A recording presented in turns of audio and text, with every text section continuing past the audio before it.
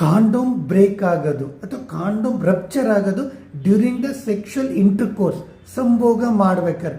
ಇದು ಕಾಮನ್ ಆಗಿ 4 to 5% ಇದೆ ರಿಸರ್ಚ್ ಪ್ರಕಾರ. 3 ರೀಸನ್ ಅದಕ್ಕೆ ಮೇನ್ ಇರುತ್ತೆ.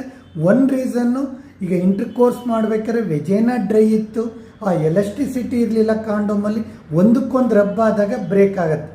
2ನೇದು ಪ್ರಾಪರಾಗಿ ಸ್ಟೋರೇಜ್ ಮಾಡಿಲ್ಲ ಅಂದರೆ, ಪರ್ಸಲ್ಲಿ ಇಟ್ಕೊಳ್ಳೋದು ಅಥವಾ ಸನ್ಲೈಟಲ್ಲಿ ಇಟ್ಕೊಳ್ಳೋದು ಅಥವಾ ಎಕ್ಸ್ಪೈರಿ ಆಗಿರುವಂಥದ್ದು, ಈ ಥರ ಕಾಂಡೋಮ್ ಯೂಸ್ ಮಾಡಿದಾಗೂ ಆ ಎಲಾಸ್ಟಿಸಿಟಿ ಇರಲ್ಲ, ಬ್ರೇಕ್ ಆಗುತ್ತೆ. 3rd ರೀಸನ್ನು ವೆರಿ ಕಾಮನ್ ಆಗಿ ನಾವು ಕ್ಲಿನಿಕಲ್ಲಿ ನೋಡುವಂಥದ್ದು, ಈಗ ನಾವು ಪೆನ್ನಿಸ್ ಅಂತ ಇದನ್ನು ಇಮ್ಯಾಜಿನ್ ಮಾಡಿಕೊಂಡ್ರೆ ಕಾಂಡೋಮ್ನ ಕಂಪ್ಲೀಟ್ ಫಿಟ್ ಮಾಡಾದ್ಮೇಲೆ ಒಂದು ಏರ್ ಸ್ಪೇಸ್ ಅಂತೇಳಿ ಬಿಡಬೇಕು. ಆವಾಗ ಏರ್ ಸ್ಪೇಸ್ ಇತ್ತು ಅಂದ್ರೆ ಮಾತ್ರ ಇಂಟರ್ಕೋರ್ಸ್ ಮಾಡ್ಬೇಕಾದ್ರೆ ರಪ್ಚರ್ ಆಗಲ್ಲ. ಏರ್ ಸ್ಪೇಸ್ ಇಲ್ಲ ಅಂದಾಗ ಒಂದೇ ಸರಿ ಅದು ಬ್ರೇಕ್ ಆಗೋ ಚಾನ್ಸಸ್ ಇರುತ್ತೆ.